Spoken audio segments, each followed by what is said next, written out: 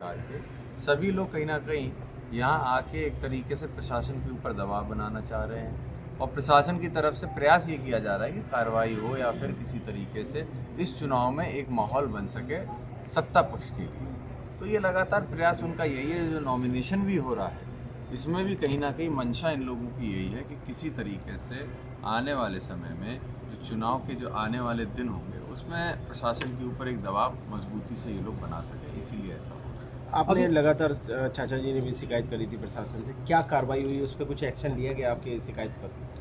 देखिए, हम लोगों ने चुनाव आयोग से शिकायत की थी और शिकायत हम लोग की जायज़ थी। जितनी भी घटनाएं थी उसको भी लेके की थी और आज भी एक बड़ी घटना हुई बिसौली में, जहाँ पे थाने में लड़कों को जबरन पुलिस प्रशासन ने दबाव बना के बंद करने का प्रयास किया। उसमें भी ज़िला अध्यक्ष द्वारा समाजवादी पार्टी के वो वहाँ पे गए, मौजूदा स्थिति में वहाँ पे जाके उन्होंने बात की और फिर प्रशासन ने उनको छोड़ा है। तो आज स्थिति ये है कि लगातार विपक्ष के ऊपर जहाँ संसद में भी आवाज़ को दबाने का काम हो रहा है, तो आज इस लोकतंत्र में संसद के बाहर भी क्षेत्रों के अंदर लोगों की विपक्ष की आवाज़ को दबाने का काम हो रहा है। आपको छोटी छोटी नुक्कड़ सभाओं की भी परमिशन लेनी पड़ रही है, अभी आप बता रहे थे, लेकिन सत्ताधारियों को नहीं लेनी हुई। क्या है ये पूरा मामला? देखिए, ये तो हम लोग हर मीटिंग में बात कहते हैं कि आज लोकतंत्र को पूरी तरीके से नष्ट करने का प्रयास किया जा रहा है। सारे रूल्स, सारी रेगुलेशंस सिर्फ विपक्ष के ऊपर है, सत्ता पक्ष के ऊपर कुछ नहीं है। सत्ता पक्ष चाहे तो हज़ारों गाड़ियों का रोड शो कर सकता है बिना परमिशन के। सत्ता पक्ष चाहे तो जितनी नुक्कड़ सभाएं 20-25 नुक्कड़ सभाएं कर सकता है बिना परमिशन के, क्योंकि सत्ता पक्ष के आज जो प्रत्याशी हैं उनके साथ तो खुद ही प्रशासन साथ साथ चलता है।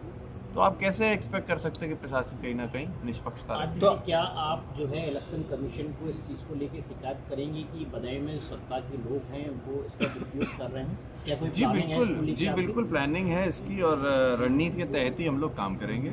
अभी मैं उसके ऊपर ज़्यादा नहीं बोल सकता हूँ, लेकिन आपको निश्चित ही आने वाले 1-2 दिन के अंदर आपको इसके ऊपर क्या रणनीति है और क्या हम लोग कार्रवाई करने जा रहे हैं पार्टी की तरफ से भी और एज अ प्रत्याशी भी, ये दोनों चीज़ों का आपको हम इत्तला करेंगे, खबर देंगे। आपको लगता है कि आशंका है आपको कि प्रशासन जो है गड़बड़ कर सकता है आने वाले चुनाव में? देखिए बिल्कुल, क्योंकि पूर्व के 2019 के चुनाव में हमने देखा गड़बड़ियाँ हुई हैं। आंकड़े अपने आप में कहते हैं, जब धर्मेंद्र यादव यहाँ से चुनाव लड़ रहे थे उस समय गड़बड़ी की ये आशंका हुई थी, जताया गया था। तो निश्चित ही देखिए, प्रशासन जानता है बदायूं के अंदर इस बार जो माहौल है वो माहौल समाजवादी पार्टी के पक्ष में है। ये जनता कह रही है, सभी समाज के लोग कह रहे हैं। तो निश्चित ही प्रशासन अपनी तरफ से रणनीति बना रहा है।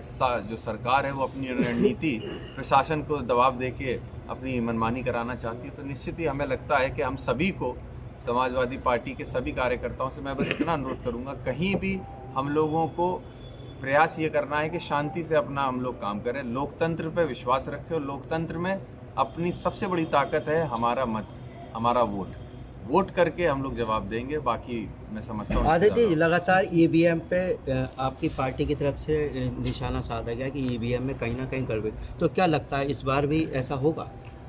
देखिए, मैंने आपसे पहले भी कहा कि हमें चौकन्ना रहने की ज़रूरत है। गड़बड़ियाँ कहीं भी हो सकती हैं और गड़बड़ियाँ पूर्व में भी हुई हैं। अब आज तो देश के सामने खुल ही चुका है। जब चंडीगढ़ में जो इलेक्शन हुआ उसमें क्या हुआ वो तो सबके सामने आ चुका है। तो ये चीज़ तो कैमरा होते हुए हुआ। अब आप समझ लीजिए, जहाँ कैमरे नहीं, जिन स्ट्रांग रूम को बंद कर दिया गया, सील कर दिया गया, उसमें क्या हो रहा क्या नहीं हो रहा किसी को नहीं पता। तो हम लोगों को चौकन्ना रहना होगा और समाजवादी पार्टी का कार्यकर्ता बूथ से लेके हर स्तर पे हम लोग चौकन्ने हैं और निश्चित ही हम लोग इस चुनाव में पूरी सतर्कता से काम करने वाले हैं। आदित्य भाई, क्या आपको लगता है कि भारतीय जनता पार्टी जो है मुद्दे की बात नहीं कर रही है और भ्रमित करने का काम कर रही है लोकसभा चुनाव में?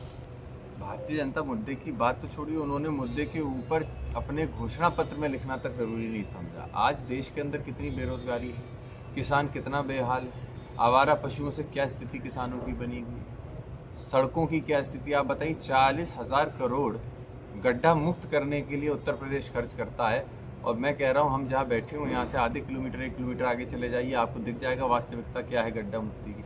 तो ये पैसा जा कहाँ रहा है? ये सारा पैसा जो जनता का है इसको कहाँ सरकार लगा रही है, कहाँ पे गड्ढा मुक्त हो रहा है, ये समझ में नहीं आता है। यही सारी चीज़ें हैं, यही सारे मुद्दे हैं। मुझे लगता है जनता को इन चीज़ों का अब एहसास होने लगा है। आदित्य जी, जिस तरह से चल रहा है इस वक्त, मोदी जी का नारा है कि 400 पार, और लगातार इस पर बात चल रही है, जबकि हालात जो स्थितियाँ बिल्कुल विपरीत हैं। अगर हम बात देश के कुछ राज्यों की करें, जैसे महाराष्ट्र में 48 में से 41 सीट है, बिहार में 40 में से 39 सीट है, दिल्ली में 7 की 7, हरियाणा 10 की 10, राजस्थान 25 की 25, गुजरात 26 की 26। जब ये बिल्कुल पीक जो है वो है इलेक्शन की, आज मोदी जी कह रहे हैं कि 400 पार हो जाएंगे। जब बिल्कुल पीक थी तब तो ये हाल था, इस वक्त ये जो 400 पार कह रहे हैं वो किस तरह से आप देखते हैं 400 पार के नारे? देखिए, 400 पार उनकी एक रणनीति है, उनका प्रयास है इस देश के लोकतंत्र और संविधान को ख़त्म करने का। उसके एजेंडे के लिए इन्हें 400 पार चाहिए, सिर्फ वही उनकी रणनीति है। लेकिन आज मैं आपको पूरे भरोसे के साथ कह सकता हूँ, उत्तर प्रदेश और जो आसपास के जैसे बिहार है, इन सब जगहों पे भारतीय जनता पार्टी को अपना खाता खोलने में भी बहुत मुश्किलें आने वाली हैं।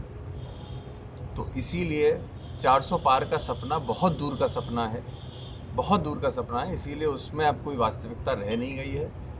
आने वाले समय में जनता इन लोगों को बता देगी कि किस तरीके से 10 साल में जो छलने का काम, जो झूठ बोलने का काम भारतीय जनता पार्टी ने किया है, उसका जवाब इस 2024 के चुनाव। आदित्य जी, मुस्लिम खां का टिकट बसपा से हो गया, कितना फर्क पड़ेगा आपके चुनाव पे? नहीं फर्क पड़ेगा कुछ भी। देखिए, जनता के बीच में आज सारी बातें खुलती चली जा रही हैं। जनता को पता है कि ये जो टिकटें हो रही हैं, क्यों हो रही हैं, किन के दबाव में हो रही हैं। आज विपक्ष के कोई भी नेता देख लीजिए, जो आवाज़ उठा रहा है उसको जेल में बंद किया जा रहा है या संसद से बाहर किया जा रहा है, CBI ED का दर दिखाया जा रहा है। तो निश्चित ही मुझे तो ऐसा लगता है जिस पार्टी की या जिनकी आप बात कर रहे हैं, कहीं ना कहीं उनके ऊपर भी एक प्रेशर होगा, जिसकी वजह से ये सारी चीज़ें हो रही हैं। और आने वाले समय में खास करके वोट्स के ऊपर, मुस्लिम वोट्स के ऊपर अगर मैं बात करूं, तो इसका कोई असर नहीं पड़ने वाला। सब एकजुट हैं और सब इस बार भारतीय जनता पार्टी को हटाने के लिए मन अपना बना चुके हैं। निष्ठावान तरीके से चुनाव में सभी लोग एकजुट होकर समाजवादी पार्टी को वोट देंगे। आदित्य जी, एक सवाल मुझे आपसे करना है। बदायूं का अगर हम बात करें, बदायूं की, ये बदायूं से जुड़ा हुआ मेरा सवाल है कि बदायूं, आप आए हैं बदायूं में माइग्रेशन एक बड़ा मुद्दा है। आप क्योंकि उद्योग से जुड़े हुए रहे, कल भी हमारी बात हुई थी। अगर माइग्रेशन की हम बात करें, एक बड़ा हिस्सा बदायूं जिले से बाहर चला जाता है और वह रोजगार के लिए। आप ये बताइए कि अब आपकी क्या ऐसी घोषणाएं होंगी जो युवा है वो उससे प्रभावित हो, जो बदायूं का जो युवा है वो आपकी इस बात से प्रभावित हो और आपको समाजवादी पार्टी को वोट करे, क्योंकि बेरोजगारी अपनी चरम सीमा पर है। बेरोजगारी चरम सीमा पर और पलायन भी आगे बढ़ता ही चला जा रहा है। बदायूं के अंदर खास करके आप गुन्नौर और सैसवन जाके देखिए, गांव के गांव खाली होते जा रहे हैं, नौजवान चला जा रहा है। तो निश्चित ही आने वाले समय में रोजगार के लिए यहाँ पे आपको कुछ ना कुछ व्यवस्था करनी होगी और इसके लिए अकेले एक दल या प्रतिनिधि नहीं कर सकता है। उसके संग जो बदायूं के लोकल लोग हैं, यहाँ के लोग हैं, उनको और हम लोगों को साथ में आना पड़ेगा। बड़े व्यापारी, छोटे व्यापारी, मध्यम वर्ग के व्यापारी, सभी लोगों को जब साथ में बैठेंगे तो इस पर मैं समझता हूँ कोई ना कोई निष्कर्ष निकलेगा। बदायूं वो शहर है जहाँ पे बहुत पुराने बिजनेस हाउसेस रहते हैं। अगर वो सब चाहेंगे एक साथ मिलके तो मैं समझता हूँ कोई ना कोई रास्ता इसके लिए। ठीक, सहायता एक मिनट रुक जाए, उन्हें लगा लेंगे। हाँ, रोल सुमित भाई। एक आचार संहिता उल्लंघन का मामला आपका पुराना नगर पालिका चुनाव, क्या है पूरा मामला, क्या था पूरा? आप झूठा मुकदमा था। जब बीजेपी को ये एहसास हो गया कि हम नहीं जीतने पा रहे हैं और उसके आखिरी दिन उन्होंने एक झूठा मुकदमा लिखाया कि 5 बजे के बाद सभा हो रही, ना माइक सीज था, ना कुर्सियाँ, ना टेंट। इसलिए कोई दरोगा आईओ उस पर चार्जशीट नहीं लगा पा रहे थे और वो मुकदमा लिख के जनता पे एक दबाव बनाने की कोशिश की थी और उसमें जनता ने जवाब दे दिया था।